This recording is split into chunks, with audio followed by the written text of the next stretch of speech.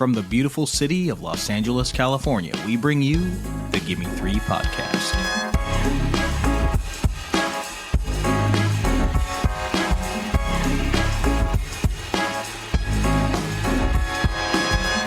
Hello and welcome, cinephiles, cinema lovers, and movie appreciators to the Gimme Three podcast. This is the podcast where we pick three films connected by one theme. I'm Nicholas Ibarra. I'm joined, as always, by my tremendous co-host, Bella of Stratus. Bella, how you doing today? Hello. I'm doing well. You know, it's Oscar Sunday. We are recording this on Oscar Sunday, yes. Yeah, so I'm pretty excited. Spent the whole day yesterday trying to catch up on all the Best Picture nominees. There's so many. Yeah, so I'm feeling good. It's a holiday for me. What is your so what do you do? Do you get like a party going? Are you sit at home and watch it by yourself, nobody talk to me type gal? What kind of food, what kind of spread do you got on the menu here? These are really good questions. Yeah. I love to have a party last year. I don't know if we'll do one this year, but last year I hosted a whole party with like champagne and brownies and snacks and brownies or brownies? Sadly, just brownies. Okay. Maybe today we'll do brownies. But no, but it was really fun. One of our friends, Trey, who we've had on the podcast, printed out these not ballots. What's the word I'm thinking of for just choosing who you think is going to win? Yeah, ballots. Yeah. So that was a lot of fun. So I'll have to run that back. Very nice. Well, speaking of the Academy Awards, we're going to be discussing an Academy Award winner today. And if you joined us last week, you were treated to an episode highlighting the work of Daniel Kaluuya, one of the finest young actors working today. And on this episode, we're going back. We're going way back, in fact, to cinematic era from nearly 100 years ago. Wow. That's crazy. Yeah. Today, we are celebrating the career of Claudette Colbert. And I say cinematic era, but her career actually expanded eras, you know. Mm. This is the Eras tour of Claudette Colbert. Oh, no. We are actually only talking really about, a small portion of her career here. Claudette Colbert, for those who don't know, she was one of the highest paid actors in her time. She's one of just absolutely gorgeous face. She was one of the biggest stars. She got her start on Broadway and soon found her way onto the set of her first motion picture in 1927. It was a silent film called For the Love of Mike, and it was directed by Frank Capra, and she hated it. She hated Capra. She hated the movies. She hated the whole stop-start thing. You know, she was a Broadway actress. She just thought the whole experience was awful. And she vowed to never make a film again. She said, I will never, ever do this again. Her next movie was called Hole in the Wall. Because you see, the emergence of talkies, sound in motion pictures, Claudette Colbert was, I think, smart enough to recognize that the film industry was about to explode. And when you've got a mug like Claudette Colbert and the acting chops of Claudette Colbert, you need to take advantage of that. So she left Broadway. She made her way to Hollywood, where she became one of the brightest young stars of the pre-code era, one of the highest paid actresses of the 30s and 40s, and she was a bona fide legend by the time the golden era of Hollywood came around. So to kick off Women's History Month here in March, we thought, what better way to celebrate than with a woman who made all kinds of history in her own right, Claudette Colbert. Bella, was this your introduction to Miss Colbert here?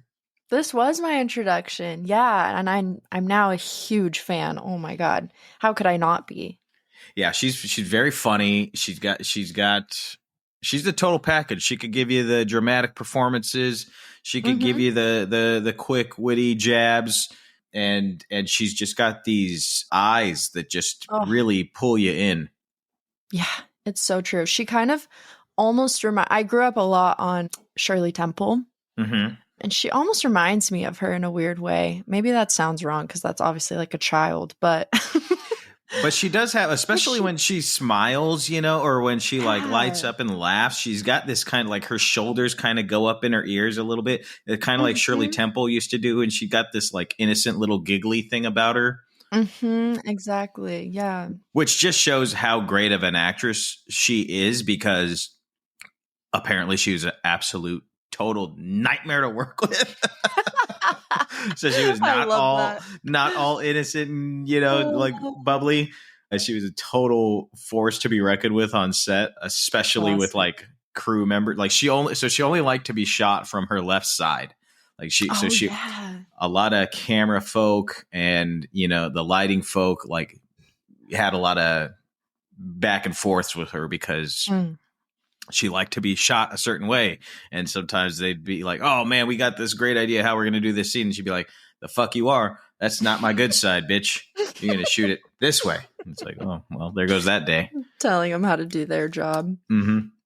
So anyways, Claudette Colbert, outstanding actor, a total bombshell, and a key piece of cinematic history, as we are going to get into with our first film here, our first film of the day. One of my all-time favorites. Sonja reminded me this was one of the first movies I took her to see, like early in our dating. Oh my God, that's so cute. I love that. It Happened One Night, 1934, starring Claudette Colbert and Clark Gable. Written by Robert Riskin and directed by the man that Claudette hated. The director of her first picture, Frank Capra. The film follows Ellen Andrews, who's Claudette, and she is a spoiled heiress who is recently eloped with some hoity-toity pilot, King Wesley. And her father does not approve of this marriage. And he says, God damn, woman, you're going to get this marriage annulled. And Ellen says, beans to that.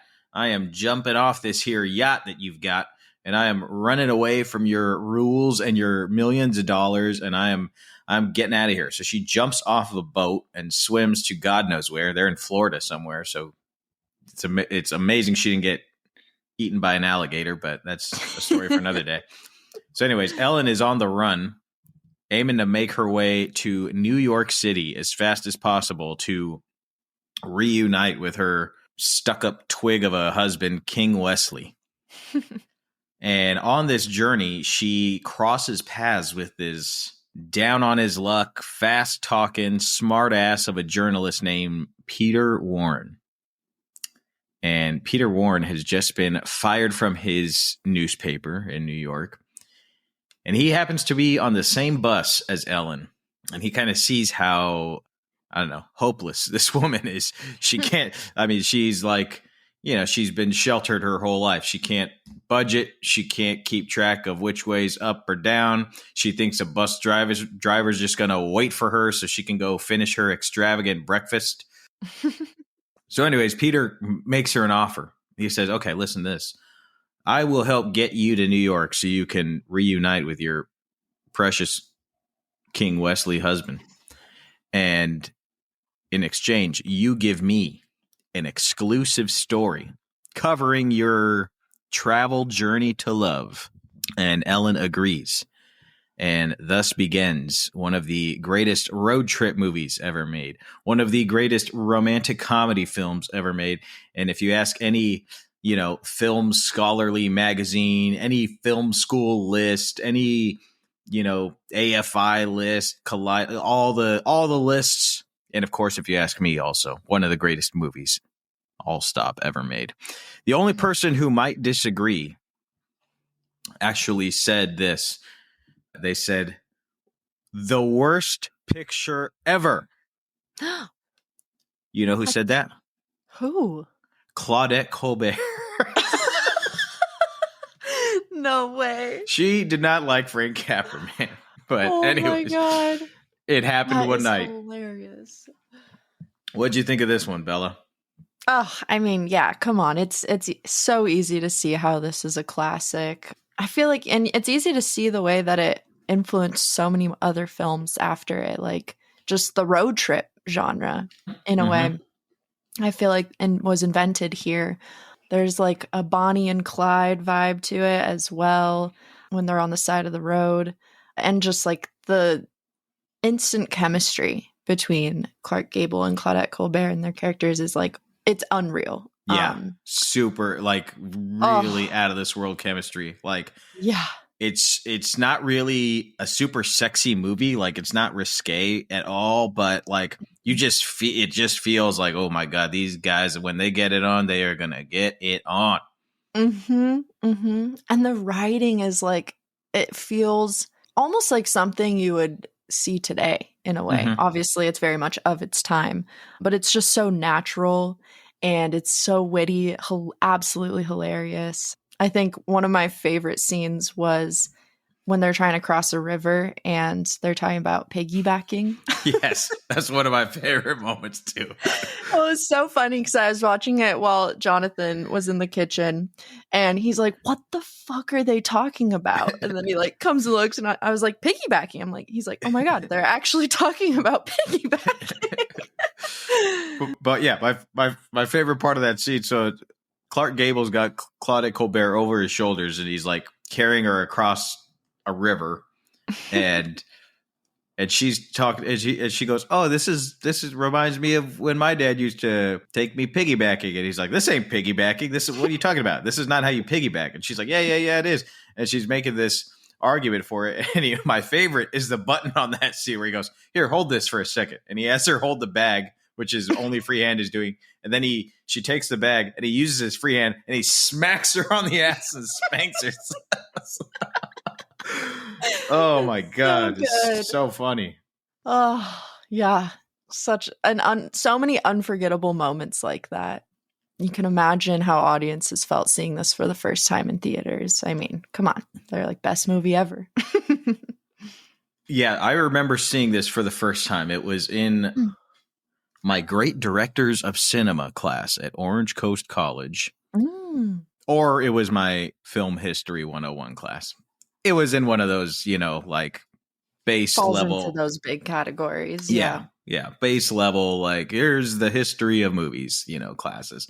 So anyways, it's one of those like auditorium, like classrooms with like, whatever, 300 seats or something. So the classroom's totally filled. And it's a junior college, which I love junior colleges because you get like, it's obviously a lot of like kids 18 to 20 or whatever, but there's also just like people, in their 30s, 40s, 50s, 60s in there too. So you get kind of like the whole gamut. And I remember the professor, Bill Hall, DGA member Bill Hall, if you're listening, love you, man. He was like, who's seen this movie? And only maybe, 15, 20 hands go up. So it was a whole fresh experience for most of and it was pretty much wall to wall laughter for this movie. It was electric. I felt like I was seeing it I felt like it was 1934 and we were in a theater full of people seeing it for the first time. It was one of the unforgettable movie going experiences of my life. That sounds amazing. Yeah, it was awesome. So yeah, I just love this movie. I love, as you mentioned, the chemistry between Clark Gable and Claudette Colbert. And I love Colbert's character in this because I was thinking about this on this watch, which is like this movie came out, like basically in the Great Depression. Yeah. And she is a spoiled brat, for lack of a better term. Hey, brat. Hey, brat. Hey, brat. Talking to me? Yes. This movie is the opposite of one of my least favorite genres of movies, which is the Gilded Cage movie, which I'm sorry to throw your gal under the bus here, Bella. Oh, no. Sofia Coppola. Oh, yes. I'm no, I'm aware. the one of the reasons why I don't connect with her work so much is because she makes these gilded cage movies, these Mhm. wealthy women, these brats, for lack of a better term, who are, trapped by their wealth and their expectations, and they do nothing for most of the movie except be trapped and be blue and be, oh, woe is me, I am so wealthy. Isn't that sad? Until just, moments before the credits roll where they, walk out of the proverbial door. Right. This movie takes the person in the gilded cage, and she jumps out that door in the first 3 minutes of the movie, and she's taken action. And she may not be the smartest, or she may not be the most I wouldn't even say smart, because she actually is very smart. She's just not, she doesn't have the most world experience. She's not street smart. Exactly. Yeah. But she's willing to take a risk, and despite being wealthy, and again, this movie came out of the Depression, audience were like, this lady's all right. And you got you get that scene with when they're on the bus, and there's this mother who passes out and is like sick. She's famished, and her poor little boy is just crying his eyes out, and he's telling Ellen like, oh, it's just because she's hungry, and we're on this bus because my mom got this job and we need the job, so we're going over there, and she just hasn't eaten in days. And Ellen gives them their last $10, which of course Peter's like, God damn, woman, that was our last $10. Again, not street smart, but it also should, like, hey, she does have a heart here, so for the 1934 audience, they're like, this dame's all right. This dame is all right. So anyways, we're going to talk about this in one of the other movies today too, because there's a lot of movies and TV shows right now that are focusing on or highlighting like the uber wealthy and doing it in a very certain kind of way. And this movie and another movie that we're talking about do it in a very different kind of way. So it's like, it's just interesting to kind of see the different approaches. And in this one, what you get with this approach is one of the most memorable characters, one of the most memorable films of all time. I would even add like the father in this, her dad. For like the first half of the film, I was like, wow, this guy is evil, because she's escaped from him. Literally, he's like calling the newspaper, like, put the headline, daughter escapes father. And you're like, what kind of freak is this guy? Like, that's a crazy headline.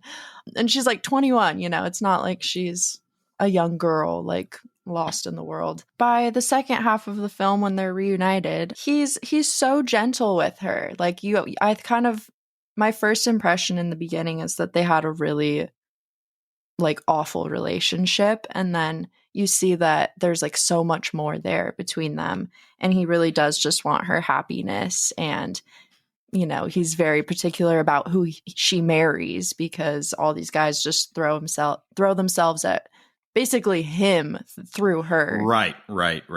And you like don't expect that from a character like that. You kind of, with that context, if that makes sense. Yeah, absolutely. As soon as he meets Peter Warren and sees that Peter Warren is a man of integrity and a man of principle, and I mean, he flat out asks him, he's like, do you love my daughter? And Peter Warren does everything he can to avoid the question.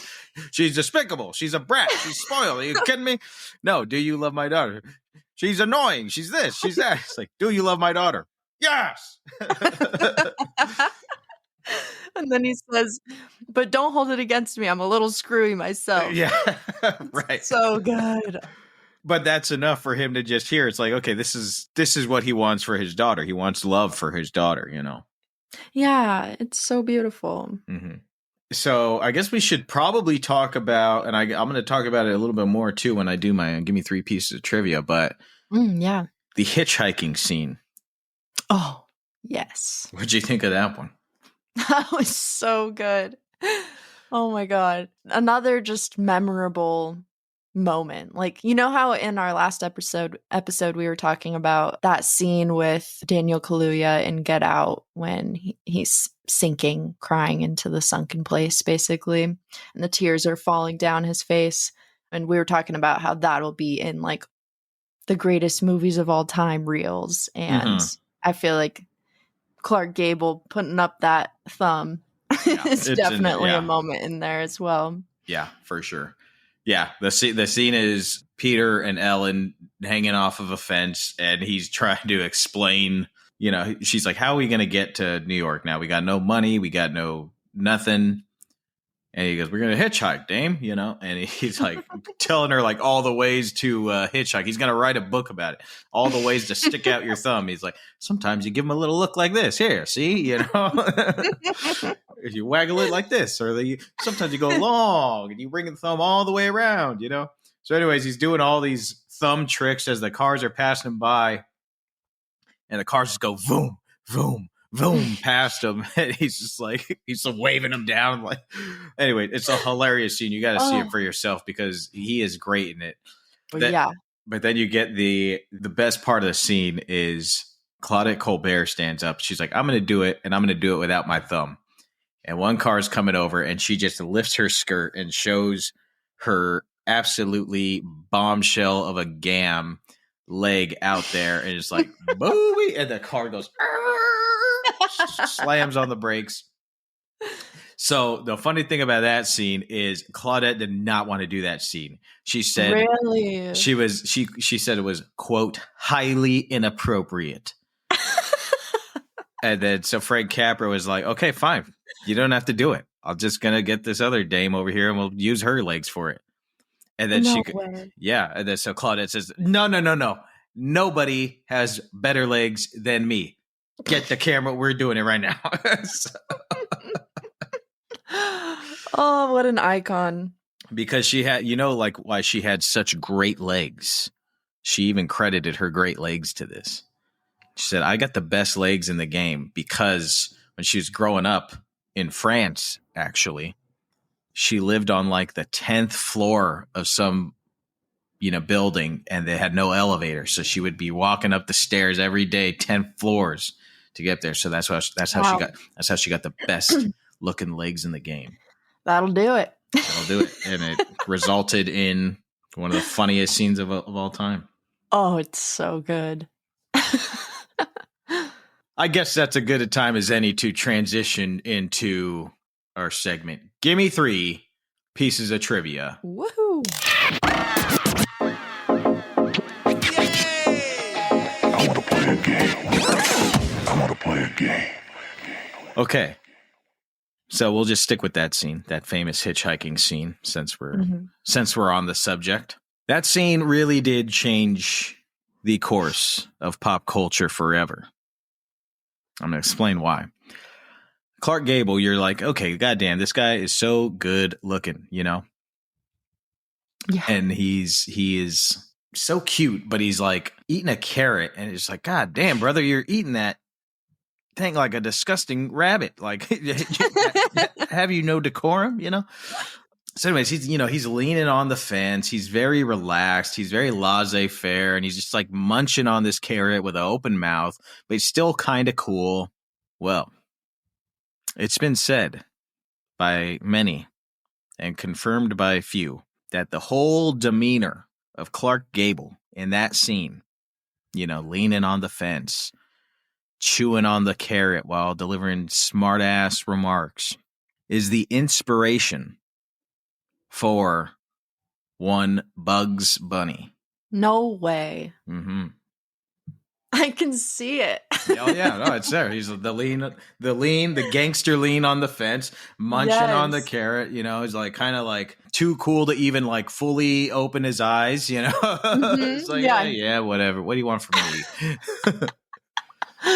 Oh my God, that is so funny. As I mentioned, Claudette Colbert only liked being shot from one side of her face, so that scene where they have to share a room, the cabin they stay in overnight on one part of their road trip. And that's why it's kind of odd that she like chooses to use the other side of the room that she's already on, and she like goes over to the other side because like she wants to be shot from her left side. So oh my God. But anyways, that's the famous scene where Clark Gable, puts up the walls of Jericho, so so nobody can see anything. And before he does that, or before Claudette goes to the other side of the room, Clark Gable starts undressing and explaining that every man has a different method for the way that they undress. While they're shooting this scene, Clark Gable had trouble getting through all of this fast talking dialogue and removing all of his clothes like in time. It just like wasn't timing out. So as a result, the undershirt was abandoned. They're like, oh, we'll remove one layer so that way we don't have to worry about that layer. And he'll unbutton his regular shirt and it'll just be, titties. Right. Remember last year we did an episode 2004 films. We were celebrating the 20th anniversary of 2004 movies. And we talked about Sideways, and we talked about the Sideways effect of how Pinot sales skyrocketed after Sideways came out, and Merlot wine sales plummeted because Paul Giamatti had delivered that famous line, if anybody orders Merlot, I'm leaving. I'm not drinking any fucking Merlot. Merlot, still to this day, is in the fucking shits. 20 odd years later. Amazing. This scene allegedly saw a large drop in undershirt sales around the country because Clark Gable did not wear an undershirt.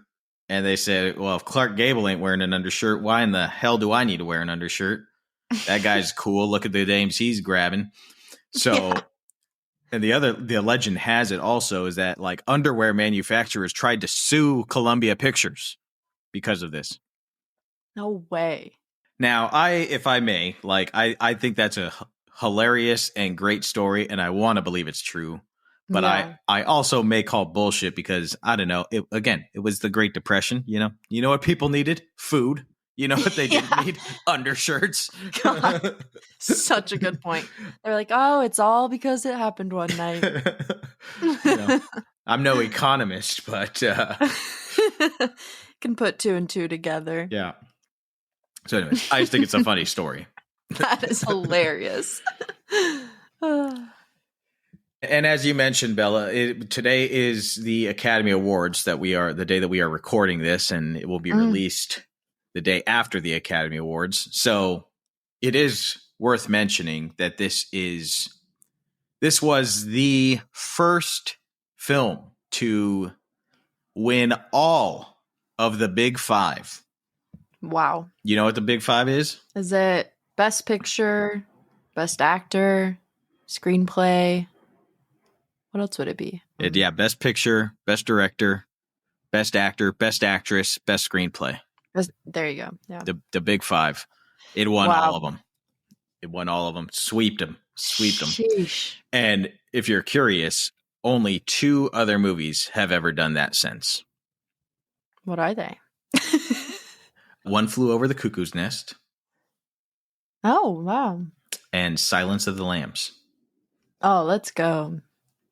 That's crazy. I didn't know it was Silence of the Lambs. Yeah, only 3 movies ever have won the Big Five. And it happened one night, One Flew Over the Cuckoo's Nest, and Silence of the Lambs. All mouthful titles. So if you want to win the Big Five, you better get yourself a mouthful title. Okay, so there you go. Give me 3 pieces of trivia for It Happened One Night. I love it. That was great. That was great trivia.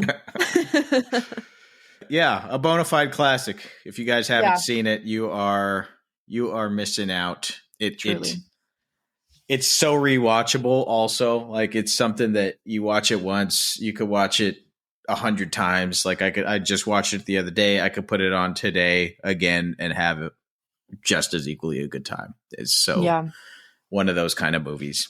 And if you want to watch it right now, you could check it out on the Criterion channel. On the Criterion channel, they do in fact have right now an entire collection of films dedicated to Claudette Colbert. I think they got over a dozen Claudette Colbert movies on there right now. So we obviously are just scratching the surface here, but this is one of the movies they got on there.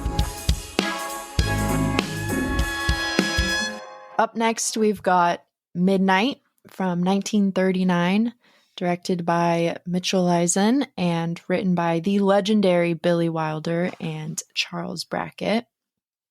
It's a screwball Cinderella story packed with glamour, romance, and truly razor-sharp banter. With the star-studded cast, of course, we've got Claudette Colbert, Donna Mecci, John Barrymore, Francis Lederer, Mary Astor, and Elaine Barry. This is obviously a classic for a reason.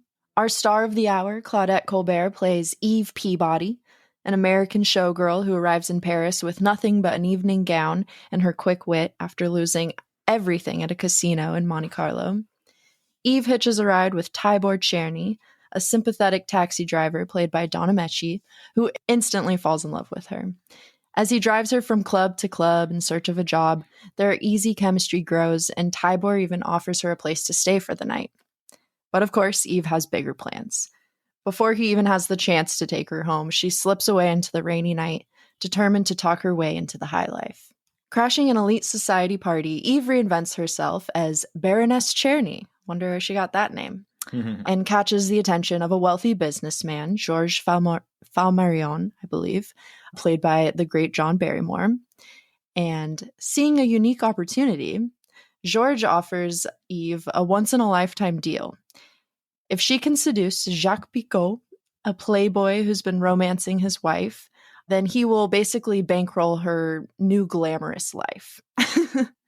And just like that, Eve lands herself a luxurious Parisian suite, a full wardrobe of designer gowns, and a golden ticket into high society. But just as she's settling in, good old Tibor tracks her down, posing as her long-lost husband, which really throws a wrench in this perfect scheme she's got going on here, and really forces Eve to choose between the financial security that she's chasing and the love that she might already have. So, you know, quick-witted dialogue, mistaken identities, all the charm in the world of classic Hollywood. Midnight. What'd you think of it? Yeah, I mean, Midnight, is the perfect blend of 1930s screwball comedy and 1940s screwball comedy. And it came out in 1939, so I guess that makes sense. Oh, yeah. It's kind of like the transition. Right on the line. Yeah. It highlights, again, we're talking about, you know, the analysis or the depiction of the uber wealthy, you know, around this time. And this movie perfectly highlights the ridiculous nature of the super wealthy, how empty and how deceitful they could be, and how empty and deceitful people are willing to be to try and get into this world. Yeah. Themes that were very big in the late 30s and early 40s in the screwball era. And again, as I mentioned, now in a very modern way, we're kind of seeing us revisit these themes again, not in a screwball way, more in a, like a dark comedy way. We see it with like Succession and, The Menu, White Lotus, Triangle of Sadness. So, you know, it's kind of a sign of the times. Like, I think these movies were happening during this time, again, because of the Great Depression. And it was like fun to kind of be like, okay, well, these people have money and we don't, so let's make fun of them. Fuck them. Yeah. And and for good reason, you know. And I think we're seeing that same, we're feeling that economic tension, and you know, feeling the purse strings tighten now, and having a response to it, and recognizing that the rich people are not only bastards but ridiculous. So anyways, just kind of excellent fun. point. I think it also really explores how much Eve is torn between like material security and then real love. And just like, you know, we see her fight so hard for this life that she doesn't have, and right as she's about to achieve, like right as she's about to grab it, she's like, I don't know, maybe not, like maybe this really rich guy isn't actually that great compared to this guy who's putting everything on the line for me. And it's just so classic. It's such a classic trope. And the thing that I love about Billy Wilder and Charles Brackett as a combo writing team, and Billy Wilder in general, is they deliver some of the best female characters from the 30s, 40s, and 50s. I mean, you think about The Apartment, Sunset Boulevard, Sabrina, Some Like It Hot. I mean, Wilder just has a talent for writing memorable female characters. And this one is no different because, as you say, she's got this dilemma. It's like, okay, do I want to be like rich and have security and not worry for the rest of my life? Or do I want love? Which is like, okay, that is a conflict filled dilemma for a character to have. But you hear why she also has this dilemma also. And I mean, now I'm sure the why would be, present first and foremost, but maybe not in every 1930s movies would we care why, but this one, she says flat out, it's like, it's because her parents fell out of love and had a nasty divorce, and she has lost faith in love.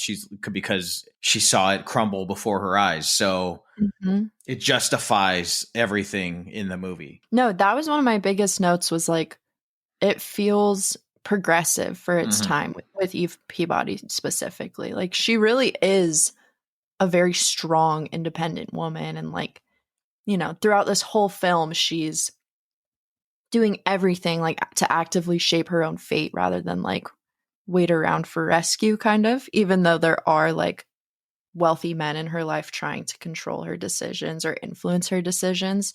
And so, yeah, I loved seeing that. And I love the way she just like completely speaks her mind as well. I mean, she is something else in this. Claudette Colbert. This was the first one I watched. Okay. So nice. I was like, oh my God, this woman is incredible. She's so funny. Like, her dry delivery, perfect timing, just owns this role. And yeah, I just loved how unapologetically herself she was, like always speaking her mind. She doesn't play coy about what she wants. And her arc is really about bravery in a way, not just like in crafting a new life, but also in risking her heart for love. And it just breaks you down. It's so good. There and it, again, like as you mentioned, it's also filled with laughs. Like, it's got all these kind of layers and societal commentary, but it is a really funny movie. And like, sometimes it goes freaking ham with the comedy. Like, it is a screwball comedy, Oh yeah, I loved this movie. It is there's such a great scene with John Barrymore and our lead guy, Tybor. What's his name? Donamechi? Yeah. Or something like that. Oh, I'm gonna butcher explaining this. It's the scene where they're on the phone. Yeah.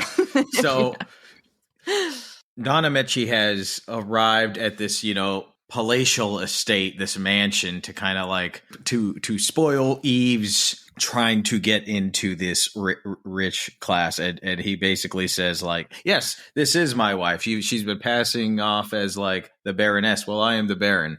And so the morning after, as a way to like get them out of there, he says, oh, you know what?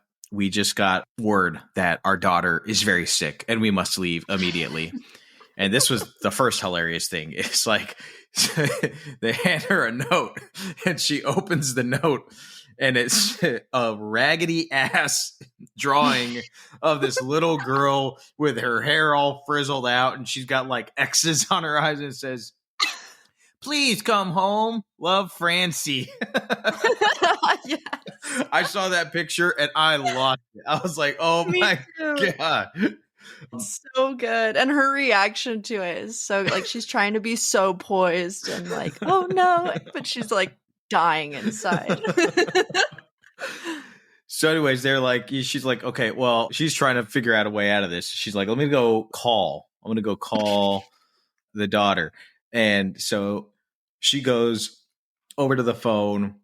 He's trying to stop her. Donna Meshi's trying to stop her. All the rich people are like, oh my, what is happening? This is the daughter. But oh my, and she's on the phone. One of the rich guys who wants her to stay, knows who she is, knows that she's not a baroness, but wants her to stay so that way she could break up the potential courtship between his wife and some girl some dude she's having an affair with. It's totally fucked, you know? It's like a totally... Yeah, it's so messed up. But anyways, Donna Meshi gets on the phone and the rich guy who wants her to stay is playing the kid. He's like, Dada, Dada, I'm sick. I'm feeling better now. Goodbye. It cracks me up. I just love Donna Meshi's face in that when he hears someone on the other line. Yeah. He's like, what is that? Who is this? What's going on? Oh, it's like such a good competition of like, who can be more convincing, which is obviously another trope we see in rom-coms as well down the line. Man, yeah, watching this, I kind of was just like, I wish movies like this still were made, you know?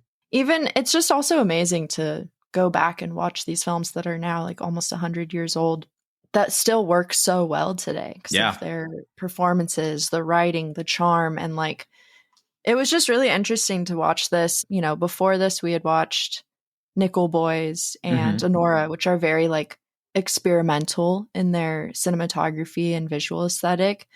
And then going back to Midnight, which really relies on these like long shots and close-ups. Those are like the only two things. I don't know. There's just such a stillness in this film that really lets the performances shine so much. I just loved it. It was so charming. It was, and even though it wasn't like jumping all over the place visually, I was completely mesmerized, you know? Absolutely. Yeah. Yeah. Between the dialogue and just Claudette Colbert's, what do the kids? Her Riz. She got Riz, you know? She got Riz. She got Riz. It's just She Riz. really Who needs to do some crazy dolly shot when you got Riz? Yeah, the kind of woman anyone would fall to their knees for. Oh, yeah. Or in this case, put a hit on her with all the cab drivers in Paris. Right. That was hilarious to me. Right. Our guy, Don Ameche, is like, everyone put down $5 and whoever finds her wins it all. And it's like this entire network of cab drivers throughout Paris looking for this one woman just so he can find her and profess his love. It's so funny. I guess a final thought for me. I love the Cinderella story. Yeah. And actually, I was watching this with Sonia and she was like, why is it called Midnight? Because at first she thought, which I thought also, that it was all going to take place at one night, you know? Yeah. And midnight would come, be a key element of it. She has a full-on Cinderella moment, you know? She shows up in Paris and then all of a sudden everything's moving so quickly. She's being offered all this money to, like, basically Georges, whatever his name is, John Barrymore's character, is like her fairy godmother. Right. He's giving her all these things to put on this facade as Cinderella or Baroness Czerny. She dances with the prince, Jacques Picot. And then she says, don't forget, every Cinderella has her midnight. And it's like a direct acknowledgement of this whole fairy tale structure. Yeah. Yeah. And from then on out, things start to crumble around her. This facade starts to crumble, especially as Tybor comes in and tries to like tear it down tooth and nail. Very smart. Very smart. Yeah. Great it's movie. Really fun. Yeah.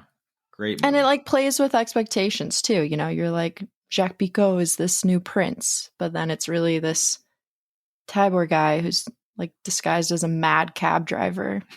He's like the real romantic hero.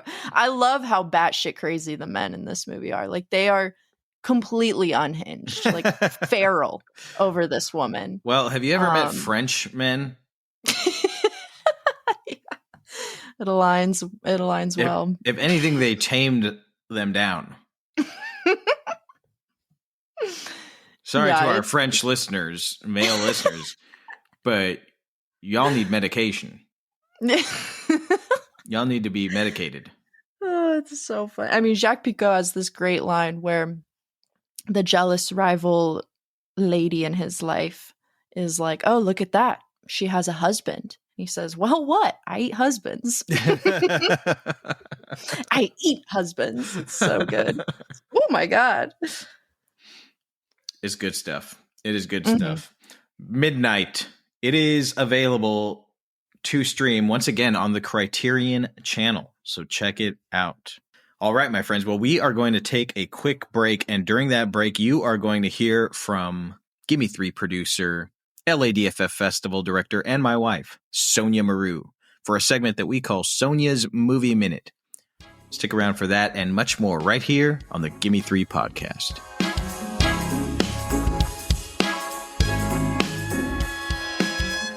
Hello, I'm Sonja, and this is my Movie Minute. By the time you hear this, the Oscars for 2024 will have been awarded. I'm recording this on the eve of the event, and I want to share a final Gimme Three of exceptional films from 2024. Maybe by now, all of these films will be winners. I'm Still Here. The incredible film from Brazil tells the true story of the Paiva family. In 1970s Rio de Janeiro, the Paiva family lived a vibrant, socially and politically active life in spite of the oppressive military dictatorship. Everything falls apart when the father, Rubens, is forcibly taken from their home for questioning and never returns. Shortly after, the mother, Eunice, and one of the daughters, Eliana, are brought in for questioning and tortured, but eventually released. I won't give away the rest of the movie for anyone who hasn't seen it. The film is perfectly executed in every way, and it's a heartbreaking story that hits home. Although the film is tragic, it's also full of vitality and reminds us that the human spirit and the need to live, love, and fight for justice is very hard to break. I'm Still Here is nominated for Best Picture, Best International Film, and Fernanda Torres is nominated for Best Actress. Flow tells the wordless story of several animals that wouldn't normally get along but have to work together to survive an epic flood, similar to the biblical flood of Noah's Ark. The main character is a black cat who comes from what seems like a cushy life where she was the muse of a great artist. As the floodwaters get higher and higher, the kitty learns to survive against all odds and gives up her aloof kitty ways to become a leader. The animation is gorgeous and hypnotic. And although Flow is not preachy and never explicitly expresses a message, you can't help but think that, like the animals, we have to let go of our preconceived beliefs about independence, pecking order, and entitlement in order to make it. And maybe, if us humans insist on screwing everything up, the animals will still find their way. Flow is nominated for Best International Film and Best Animated Film. It's from Latvia. Last but not least is The Brutalist. So much has been said about this 3.5-hour epic, so I'll keep it brief. It has 10 Oscar nominations, including Best Picture. Movies have gotten a lot of flack lately for being too long, and I largely agree, but this movie earns and deserves every minute of screen time. I think the highest praise I can give it is that I thought it was based on a real person or a novel. The vision is so complete and realized, despite the financial, logistical, and commercial challenges that could have killed the film before it ever even made it to production. The Brutalist makes me feel hopeful about the future of filmmaking. Well, I hope the Oscar voters gave us something to celebrate this year.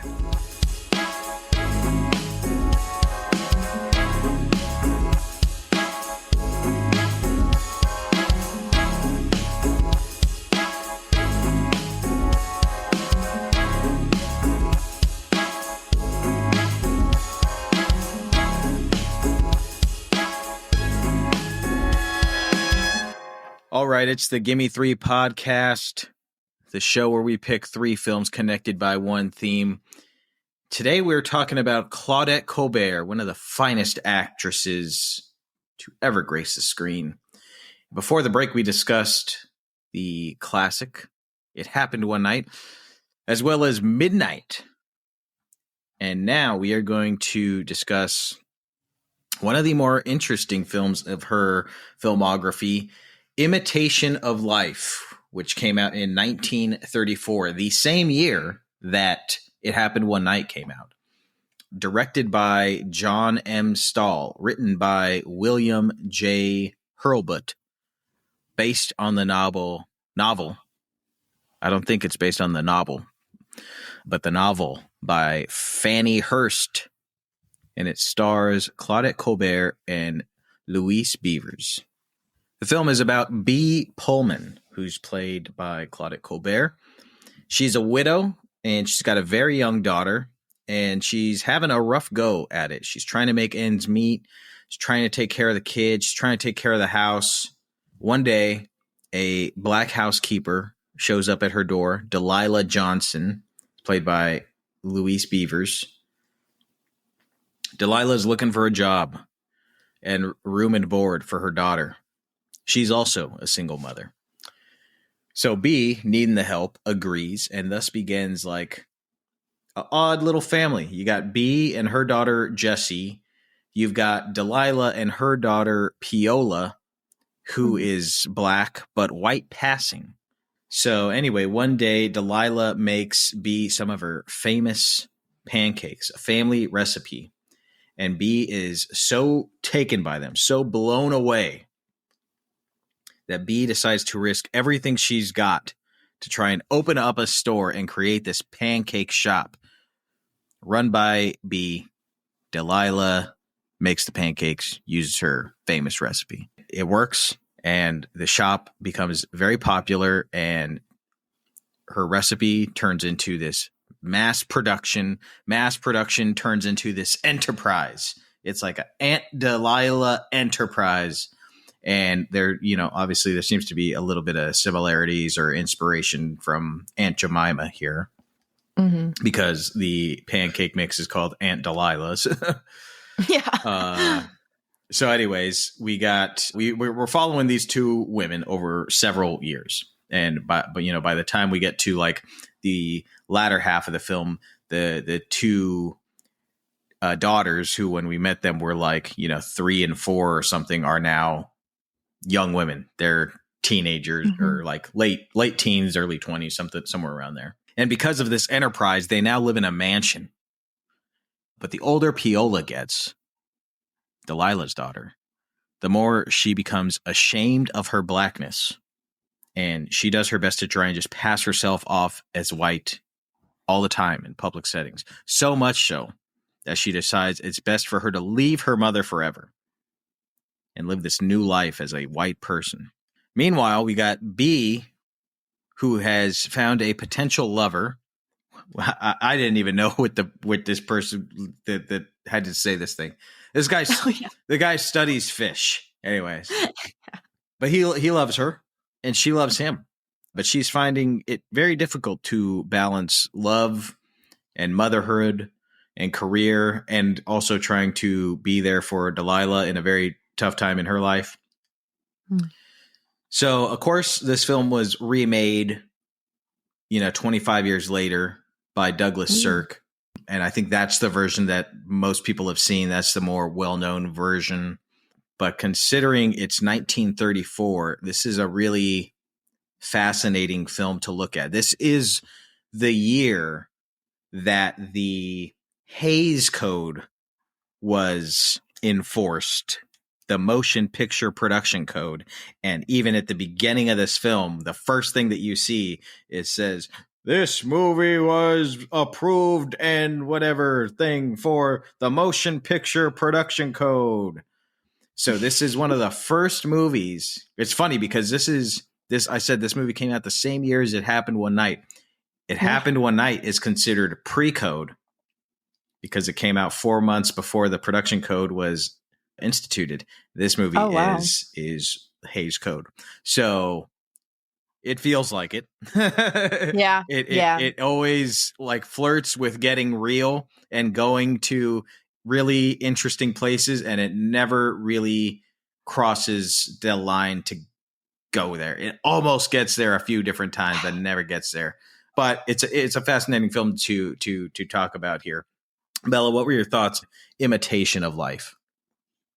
Yeah, you touched on it perfectly. I feel like I had a lot of frustrations watching this because it does seem well intentioned. And it is amazing to see a film of this era really like touch on race and identity and self-love and pride. And even just to have like Delilah, a Black character and Black actress, as a lead in this. Yeah. Who is like an equal to Bee's character for the era, you know? Yeah. But yeah, there's just such a like ring around the rosy, like never stops dancing around the points they're making. I couldn't deal with it by the end of it. I was like, you're so close. Like, just do it. Yeah, right. I also could have done without, I think like everything going on with Delilah and Peola was so fascinating and heartbreaking. Yeah, that I didn't really need the whole Bee's side romance drama. It did feel totally arbitrary and stakeless. Yeah, like it was like, oh, now that Delilah is having this mother-daughter issue with her daughter Peola, now we need one for Bee and I'm forgetting her daughter's name. Jessie, I think. Jessie, yeah, thank you.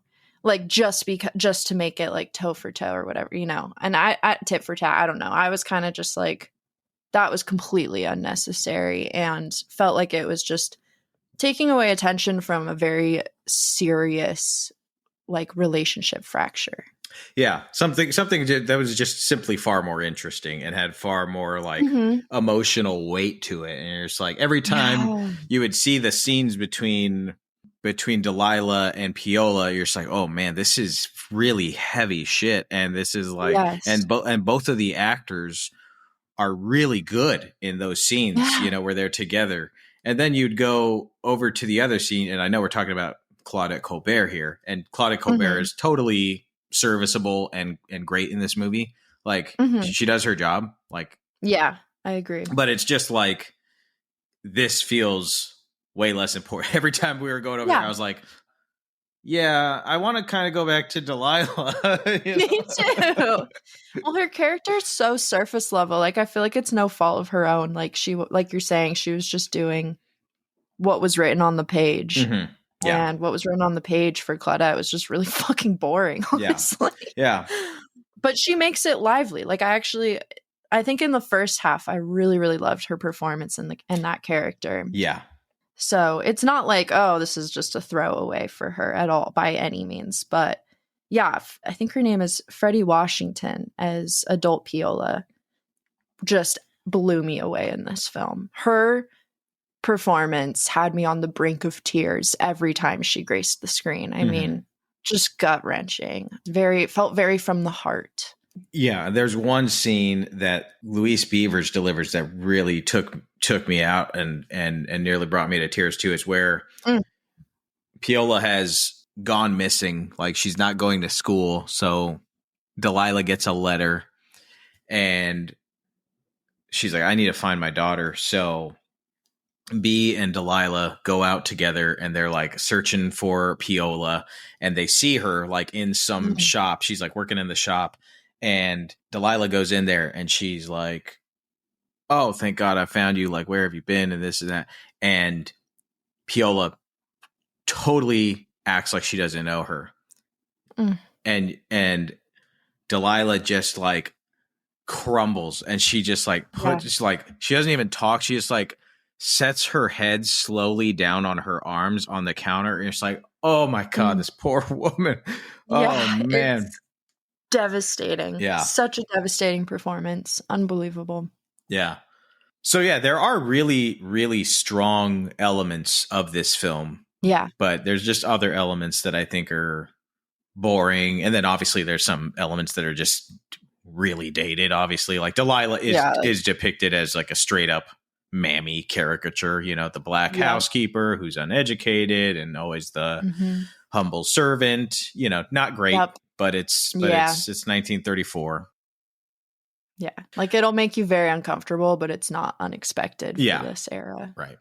But this was one of the first films, you know, major motion picture films, you know, like obviously Oscar Micheaux was making films focused on and about black characters. So it's not one of the first films, but this is one of the first like major motion pictures produced and directed by white filmmakers starring white people where you have this mammy caricature archetype, and they're saying like, we're going to focus on their character and see what they're going through and their heartache. Like movies were not doing that with black characters at this time. So in the same way that, you know, a lot of scholars or film analysis will look at Sidney Poitier movies nowadays and be like, oh, it's so quaint compared to like Harry Belafonte's work, where his work was like way more radical, and Sidney Poitier's was, you know, trying to toe the line, trying to assimilate, you know.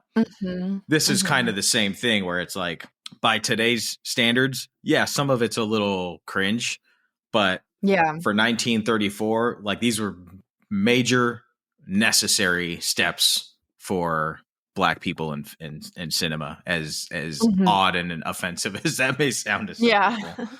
No, but it's true. It's true. I mean, there's so many moments when we keep coming to like, oh, you're almost making the point, but you're not. I feel like, to be specific, there's so many moments where Piola is crying to her mother, Delilah, about being black and wanting to be white. And even though she's white passing, you know, as we said, and Delilah keeps saying, you have to accept it, which is like, I had interpreted that as just this film not feeling that they could just say, be proud of it, or black is beautiful, which is like obviously what you interpret she's telling her child, but it's so frustrating to hear that is the words accept. That is a white writer in the 30s writing that. You know, it's like, yes, exactly. You're like, come on, like you're so close. But it did, you know, it did remind me of a book that I read. So if you like this movie or are fascinated by it and intrigued by this, you know, concept, one, see the Douglas Sirk version. I haven't seen it. Sonja has. She says it's much better, and it goes way deeper into, you know, the race thing, the places we probably wanted it to go. But there's a book that I read several years ago called Son of a Bitch. What's it called? I was like, oh, it's called The Autobiography of an Ex-Colored Man. And it is essentially very similar to this story, where it takes place in the late 1800s, early 1900s, and it is about a half black, half white young man who is white passing and kind of does what this character does and decides, I'm just going to move away and I'm just going to be a white man because it's just way easier. Because, I mean, this is also the early 1900s where people were still getting lynched and shit. So, you know, like you want to have black pride and be proud of who you are. But when they're killing your people and you are a half breed, you kind of like, danger. You empathize, you know. Anyways, it's just, it is a fascinating thing to explore. I just wish they would have explored it more. Agreed. Yeah. And like even Miss B, Claudette's character, she falls short as a true friend in so many moments. Oh, definitely. That just builds the frustration as well, because you're like, especially in the second half. Like in the first half, I feel like you really do see a very strong friendship grow between them.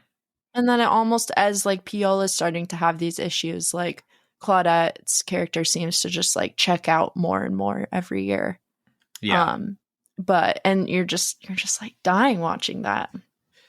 Anyways, not to ramble on about that too much, and that is kind of one of the interesting things that one of the things that I did think was interesting in the movie. And I'm not sure if it was intentional or unintentional, but you have these two women who have kind of like come up together.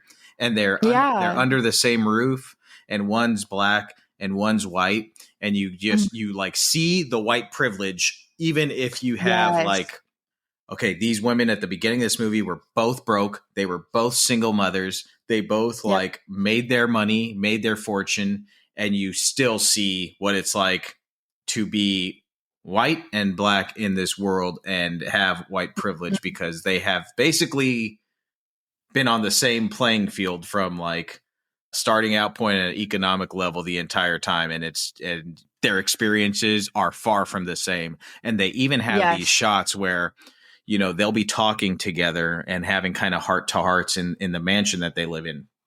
And Claudette Colbert's character will go up the stairs and Delilah will go down the stairs, and the shot just kind of hangs in a wide shot, and you see one of them going up and one of them going down. And I just thought there were really strong choices in some stuff. And I think, you know, it's 1934. So I think they had to kind of like water shit down, but you could tell that the filmmaker was trying to do things where he could to kind of like visually show the dichotomy.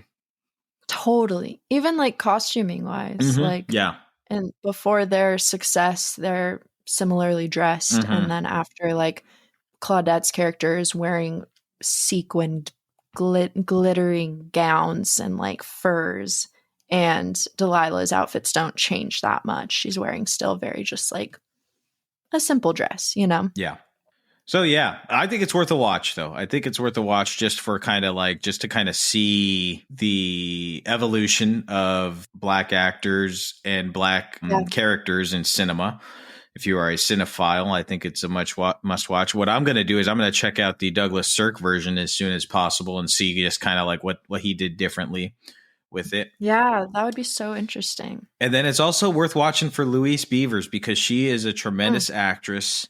And she was a groundbreaker, and she was very critical and outspoken about mammy caricatures and black performers and their depiction in cinema. So, I mean, she fought for roles and got great roles. She was like one of the first black actors to have, you know, her own television show. So she's a key piece of black history in black entertainment. So it's worth watching for her because, and she's from LA also, born or grew up in Pasadena, I think. So Imitation of Life. Check it out. Once again, it's on that Criterion channel with a bunch of Claudette Colbert films. Check it out. Let us know what you think of it. Alrighty. Well, that's a wrap on our Claudette Colbert spotlight. God, we had so much fun watching all of these films. It Happened One Night, Midnight, and Imitation of Life. 3 films that prove why she's an all-time great. It's obvious. Let us know what you guys think of the episode and these 3 films. If you have a favorite Claudette Colbert film that we missed, let us know. You can scroll down and click send us a text to share your thoughts on the episode. You know, send us movie recommendations or even themes or movies you'd like to maybe hear us talk about here on the show. We love getting feedback from y'all. You can also follow us on Instagram at Gimme Three Podcast. That's GIMME, spell out 3 podcast. And every week we post some fun movie edits of the movies we're talking about, behind the scenes shots, and we even have polls on our story where you can help pick what we watch next. So stay tuned for more. And if you want even more content, you can subscribe to our Patreon. We've got exclusive spoiler-free reviews and recommendations each month, all for just $5 a month. So check it out. Also, if you want to support the show even more, don't forget to set our episodes to auto-download on Spotify or Apple Podcasts. Just really helps us boost our reach and, you know, connect with even more cinephiles. Alrighty, Nick, you can tell our lovely listeners where they can find you on the socials. You can find me on Letterboxd, on Instagram, or on Blue Sky at Nicholas Ibarra. Ibarra is spelled with a Y. And you guys can find me on Instagram at Portrait of a Cinephile or on Letterboxd at Beth Stratus. It's just B and then my last name, F Stratus. Once again, thank you so much for listening to the Gimme Three podcast, and we'll see you at the movies.